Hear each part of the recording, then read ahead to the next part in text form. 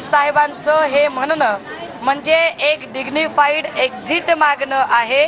कारण काल चंद्रशेखर बावनकुळे यांना सुद्धा प्रदेशाध्यक्ष पदाचा राजीनामा द्यावा लागेल। या सगळ्या निवडणुकीमध्ये पक्षश्रेष्ठींपर्यंत पोहोचलेली गोष्ट की देवेंद्रजींबद्दल महाराष्ट्रात असलेली नकारात्मकता, त्या नकारात्मकतेचा फटका हा भाजपाला बसलेला आहे असे समजून भाजपा देवेंद्रजी आणि चंद्रशेखर बावनकुळे यांच्यावर एक कारवाई करण्यासाठी बहुतेक त्या तयारीत आहे।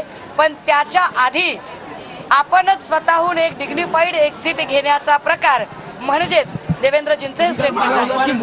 देवेंद्र फडणवीस साहेब हे या विधानसभेलाच काय कुठल्याही विधानसभेला ना ते मुख्यमंत्री होऊ शकतात, ना मुख्यमंत्री पदाचा चेहरा म्हणून भाजपा त्यांना प्रोजेक्ट करेल।